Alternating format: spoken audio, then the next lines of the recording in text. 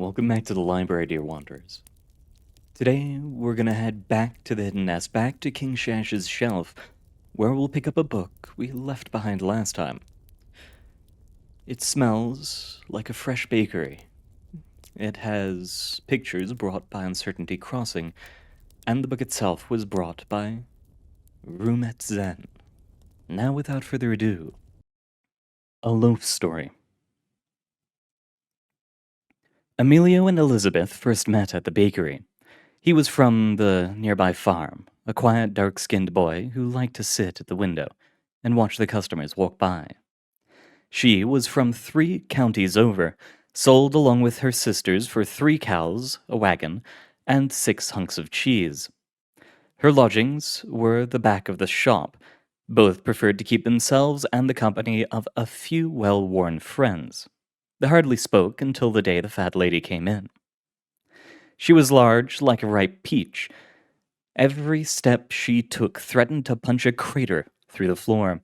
Bundles of skin and veins and fat poured over each other, fighting for dominance and shoving out of the hem of her clothes. A basket swung at her hip like a loaded pistol. Atop her head flopped a wide-brimmed hat, threatening to smack any unsuspecting pedestrians. Her name was Mabel Warm, and she was looking for some bread. The baker smiled and told her their bread was the best in the city, and that she should have a look around. She roamed through the aisles, picking and choosing and inspecting loaves as she went, and rejecting each one. When she came to Emilio, he tried to force himself to stop quaking. There's no reason to fear, he told himself. You'll be ignored just like everyone else. But when he felt her meaty grasp around him and the tap, tap, tap of her fingers against his crust, he couldn't help but begin to shiver.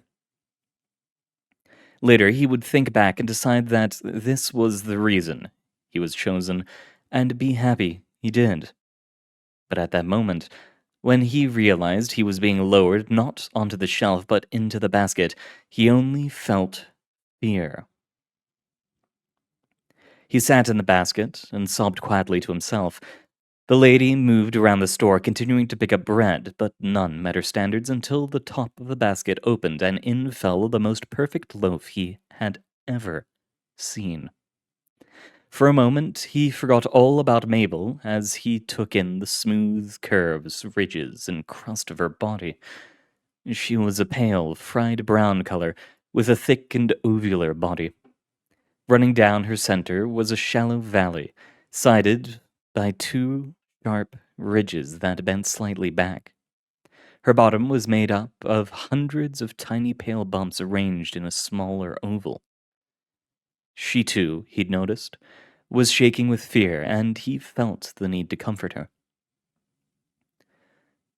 "Hello," he whispered, and winced at the fear in his voice. "What's your name?" She was silent. He repeated the question. "Elizabeth," she said. Her voice was also tinged with fright. "Nice to meet you, Elizabeth. I'm Emilio." He tried to scoot across the basket to her, but didn't have any room to maneuver. He slumped against the wall. "Listen, we're going to be okay." "No," she said. "We're gonna be eaten." "We're not going to be eaten." It was a clumsy lie. "I bet we can get out of this." Before she could respond, the basket slammed down. He heard Mabel ask for something from behind the counter, and the baker shuffling through the cabinets. The top of the basket opened, and the baker peered down at the loaves. He said a price to Mabel. There was the sound of coins bouncing. The top closed, and the basket was lifted through the air. It swung, flinging the 2 loaves against its sides. Then there was a stillness and the clopping of hooves. Emilio sat in the dark, trying to work up the nerve to speak again. Finally, he said, "So, where do you come from?" "Gaminia," she said, almost before he was finished speaking. He had never heard of the place. "I think I had an uncle from there," he said. "I doubt it," she said. He tried to ask more questions, but she didn't reply. So he sat in the dark and rued his fate. Of course, he had always known this would be how he died, but some small portion of himself had clung to the belief that he would be able to escape it somehow. That he would go stale or be tossed out accidentally, or against all logic, one day the baker would simply let him go free. Just pick him up from the basket and place him on the doorstep to find his way through the world. But now reality was confronting him in the face. Thoughts of knives ran through his head, knives and cutting boards, and cheeses and meats and sandwiches. The only comfort was that he would dine with Elizabeth. The sound of hooves stopped. The basket was lifted into the air once again and began to move forward. A door slammed and the basket was tossed down. The top of the basket was ripped open and two great hands thrust into it, grabbing the two pieces of bread and bringing them up into the light. There was the voice of the fat woman and a man discussing a dinner party. They were tossed down into a white bowl. The woman lumbered away. The rest of the day passed in silence. A few times Emilio tried to speak, but Elizabeth never responded, with more than an indistinguishable murmur. After 3 tries, he gave up and began to look around the house. They were in a large white room that he assumed was a kitchen or dining area. To his left were 2 windows overlooking a garden and small pond. To his right was another room, purple, with a couch, coffee table, and bookshelves. The fat lady was there, talking to a slim man in a black suit. Both were drinking tea. Inside the kitchen, there were several more bowls. 2 of them likewise contained bread, but they were too far away for Emilio to call out to them. 3 more had fruit. Emilio already had had enough of a headache talking to them. The last enshrined in the center of the counter had vegetables. Emilio briefly considered trying to speak to them, but decided against it. Talking to vegetables never resulted in anything but being looked down upon. The fat lady got up from the couch and waddled into the kitchen. From the fruit bowl, she picked a bushel of grapes and a green apple. Ignoring its laughter, she lifted the apple to her lips and bit down. Juices ran down her face as she walked back to the living room. She handed the grapes to the man who thanked her and bit into the apple again. Its laughter swelled, filling the entire house, but they couldn't hear or didn't care. Emilio shuddered. That would be their fate soon. Ripped open and passed out to be used as a delivery mechanism for spreads at the dinner party. His mind flew through the possible courses of action. There had to be something, some way to escape their doom. He just needed to think. "I know how to get out of here," said Elizabeth. "What? You do?" said Emilio. He tried to shake himself around to get a more direct view of her. "Yes." "Well, what is it?" "The vegetables." The guests had arrived. The table was lined with food, roast pig and barbecued ducks, sweets and cakes and pastries, fruit and vegetables, fine meads, wines and ales, and most important of all, the bread. To his relief, Emilio and Elizabeth had not been split up. Both were positioned on the right end of the table, in front of hungry-looking Raccoon and his wife, who were discussing the latest decree outlawing the sale of non-denominational clothing. Emilio glanced over at the vegetables. They had been placed in the fanciest possible bowl and seemed quite content with the current situation. It didn't seem to have occurred to them they were not guests, but the final course. He hoped that was the case. If the vegetables knew about their fate and were for some reason going along with it, all hope was lost. The hostess stood, glass raised, to give the traditional pre-feast blessing. With all eyes, ears, and noses turned towards her, Emilio made his move. "Psst," he whispered to the vegetables. There was no response. He was getting tired of people ignoring him. Psst. Hey, leafers, over here. A head of cabbage stirred. Excuse me? You heard me. I don't think we heard you right, Said a carrot. because I don't think you'd be stupid enough to say that. He turned to the cabbage. Did I hear him right? I think you did, said the cabbage. Seems like we've got someone lacking a proper respect for authority. I think we need to teach him some manners, said an eggplant. Shut up, said Emilio. They stopped talking. It was probably the first time anyone had ever spoken to them like that. If you don't listen to me, we're all going to die, he said before they had the chance to get indignant. What? Said the carrot. Who do you think you are? Said the eggplant. Threatening your overlords, the nerve! I'm not threatening anyone, said Emilio. They're the threats. He nudged in the direction of the diners, who were still enraptured by the speech. They're planning to eat you. Eat us? Eat us? Said the cabbage. Do you not recognize guests of honor when you see them? I recognize food when I see it, said Emilio. Look at where you are. If you were guests, you would be seated at the table. You're in a bowl next to breads and meat, fruit. Who puts a guest next to fruit? There was silence as the vegetables considered this. Then the cabbage said, You're lying. I'm not lying, and if you want to survive, you're going to have to break out of here. Another silence before the carrot spoke up. I think the bread might be right.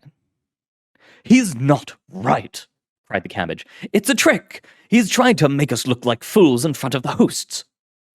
I don't know, said the eggplant. Why are we on the table? Because you're going to be eaten, said Emilio. Why is that so hard to believe? We're royalty. Who would dare eat us? Said the cabbage. Maybe they like the thrill of it. I've heard of people like that before, said Emilio. We can figure out reasons later. What's important now is that we get out of here. There was a long silence. The hostess finished her speech and sat. The other guests followed suit and picked up their forks. They began piling food onto their plates. The raccoon family reached for Emilio. Hurry! The cabbage was lost in thought. The raccoon picked up Emilio and began to pull. He felt his crust starting to crack, his innards being loosened and drawn apart. Now! Very well, said the cabbage, but you're being held accountable if this is a mistake. The cabbage scrunched up in concentration. There was a hissing noise. The guests grimaced and screeched as the vegetable's consciousness began to burrow its way into their own. Blood poured out of the hostess's nose. The tearing on Emilio's insides stopped. Then, in unison, each person at the table slumped down dead and dropped their food. Emilio rolled across the table. A half-eaten pear bounced on the cloth and came to a stop in front of him. It said. I want to go again. Emilio breathed a sigh of relief. The vegetables made a hasty retreat. The fruit stayed behind, apparently hoping the guests would rise up and resume their feasting. Emilio and Elizabeth, having only the most rudimentary means of locomotion, set to work trying to leave the house. After 6 hours of fevered inching across the ground, they made it to the back door. Well, said Emilio, that was exciting. Yes, said Elizabeth. That was a good plan. Thank you. I suppose this is where we part ways. Yes. Emilio thought. He didn't really want to leave. Yes, they had known each other for only a few hours, but he felt closer to Elizabeth than he had any other friend. He just couldn't figure out how to say it, and soon his only chance with her would be gone. We don't have to leave each other. What? Had she really said that? He had thought she had hardly noticed him, just thinking of him as a way to enact her escape.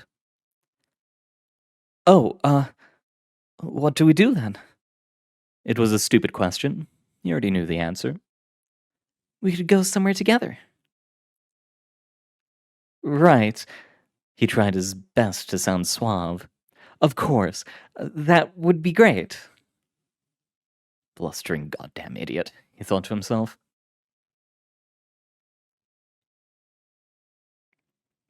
When she was very young, Elizabeth had decided never to fall in love. In a world such as this, she had decided, where you could get eaten at any time, and the common folk suffered at the hands of the rich, love was a silly thing. She had held fast to this rule all her life. There had been brief flings here and there, but they were nothing more than temporary things to help ease the loneliness for a few moments. Never intended to last. Now she didn't know what to think. She'd seen Emilio a few times at the bakery and been impressed with his calmness and the ease with which he talked to people. She had her own friends with whom she was comfortable, but speaking had never come naturally to her. With him, it seemed as normal as breathing. Though he, like her, had a few close friends who he preferred the company of, he seemed to know and get along with almost everybody. She preferred the solitude. Still, she sometimes felt the desire to go out and be more sociable, which she quickly repressed. And then, this had happened. She was alone far away from the bakery with no other bread but Emilio around, and a recent bonding experience. A lesser loaf might view this as a blessing. She was not a lesser loaf and should have left him to find her own way. But against her best instincts, she found that she enjoyed her time with Emilio, terror-filled as it was, and didn't want it to end. So she asked him to stay. The first night they spent on the street was the best and worst of her life, and though he wouldn't tell her until much later, Emilio thought the same. It was dark, cold, and they had no shelter. They inched along determinedly, looking for a place to rest, but found nothing. Dogs barked at them, birds pecked their crust. Midway through, it began to rain. It was only a drizzle, but even that could be harmful to an unsheltered loaf. The fear of being somehow caught and swept back to the table loomed over them, but as they moved they talked and the danger faded from their minds. They discussed almost every topic imaginable.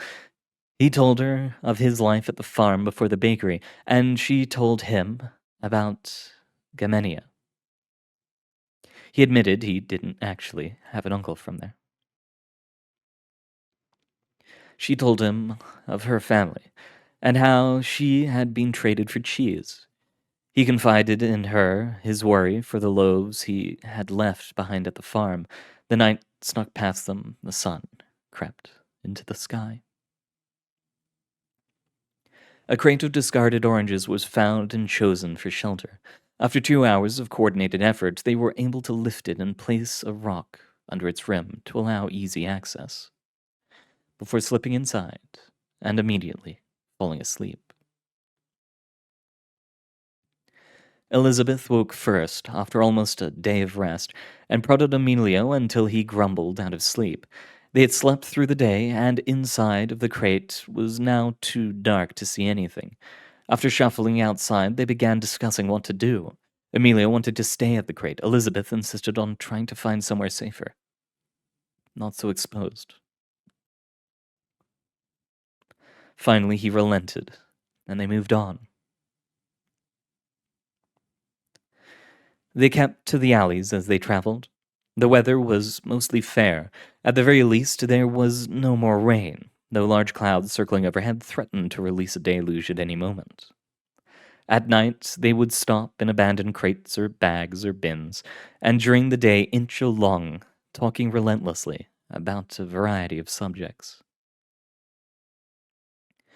Permanent shelter came in the form of a broken dresser.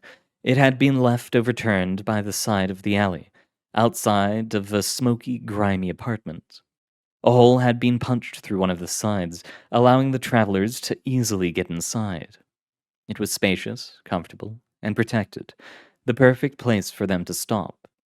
After coming to the consensus that they should stay there, they began to pull in decorations from the alley.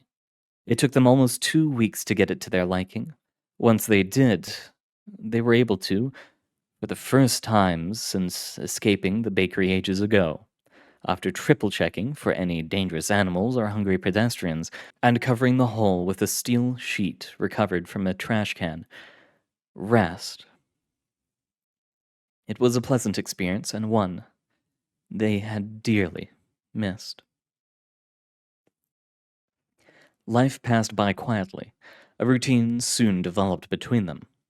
At the start of the day, one would wake up and brave the outside valley, looking for any useful garbage that might have been thrown out the night before.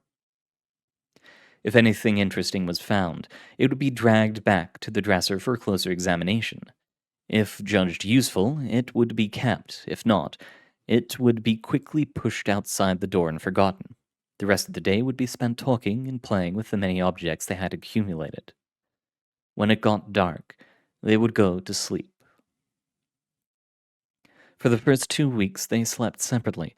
It was on the third, during a rampaging thunderstorm that hammered against the top of the dresser and threatened to collapse the roof, that Emilio made his way over to Elizabeth and lied down next to her. "Hello," she said after a long silence. "Hi," he said. They spoke no more, only listened to the rain as it drummed above them. Elizabeth inched closer to Emilio until they were just barely touching. He said nothing. The night sailed on. They never slept alone after that. Sometime after that, they had lost track of the days long ago. They were staying awake, talking, when Emilio said, without warning, "I think I love you." "I love you too," said Elizabeth, and that was that. They both knew it was true, and there was nothing more that needed to be said. The discussion returned to philosophy. Life was good. Elizabeth was inside, reading through a scrap of newspaper when she heard Emilio scream. She was near the door and able to get outside in 2 minutes. When she saw what was happening, she too screamed. A pigeon had landed a few feet away from the dresser. It had seen Emilio gathering trash and had him on the ground underneath one leg. It was ripping through his crust, tearing out the inside fluff and devouring it. It cocked its head to the side and stared at Elizabeth. She yelled again and hopped forward. The pigeon took a step back. She hopped forward and yelled louder. The pigeon flapped its wings and soared into the air. Elizabeth rushed over to Emilio. He was laying on his side, moaning in pain. A gashing hole had been drilled through his crust. The ground around him was strewn with crumbs and clumps of white innards. He gave a weak laugh as she arrived. "Thanks," he said. "Oh, God," said Elizabeth. "Don't worry. It hurts worse than it looks." He gave another more strangled laugh. "Good job with that pigeon. I'll get you inside. You could be patched up with something." She started pulling him towards the door. "No. Stop. Stop." She stopped. Just listen. I'm going to die." "No!" "Listen, I'm dying. You can't stop that. We don't have anything that could. You probably couldn't even get back to the dresser in time, so I want you to do something for me." "Anything." "I want you to forget about me. When I die, I mean." "What? No! What are you talking about?" He shuddered, and a few pieces of crust broke off and fell. I want you to move past us. I want you to be able to live your life. When I'm gone, don't limit your happiness because of me. No! She cried. She started pulling him centimeter by centimeter towards the dresser. He gave a long moan. You're not going to die. I'm going to die. I don't want you to move on when I do. Please, no! She wasn't sure whom she was speaking to. Elizabeth, I love you. I love you too, She said through tears. I know, He said. A shudder ran through his body. Mom, He said. I'm so sorry. I didn't mean to break it. Then, with a sigh, life left him. Elizabeth sat next to him and cried for hours before going back inside. She took his body in with her. She gave him a traditional bread funeral, cutting the body into slices and arranging them in a circle around the dresser. For the next 4.5 weeks, she never left. Everything seemed hollow. Occasionally, she would pick up the bits of garbage littering the dresser and make a show at using it, but would always put it down quickly and retreated back into the comfort of the corner. One day, as she lay in the dark, the dresser jolted. She hardly noticed. Then it gave another shake and flew up into the air. It flipped over and she was tossed against the wall. She clung to the side, trembling as it soared. Then, just as quickly as it had lifted up, it fell. When it hit the ground, it burst. She was sent bouncing away and lay on the ground in the daze. She recovered her senses and looked up. She saw that she was in a landfill. A garbage witch was flying away above her. Moving towards her was a group of assorted foods, all dirty and rotten, fruits and meats and breads and candies. She scrambled back. They kept advancing. She shut her eyes and waited for the inevitable. It didn't come.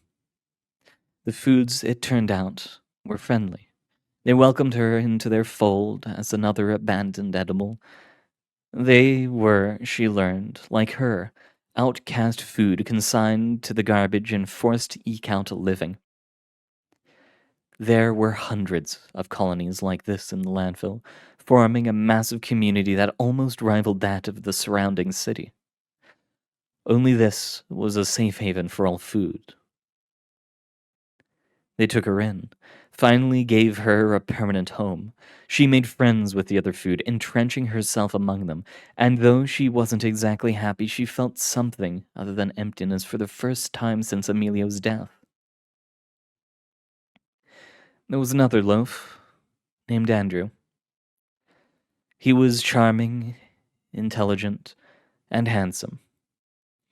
Several times he tried to make an advance at her, and each time she rejected him.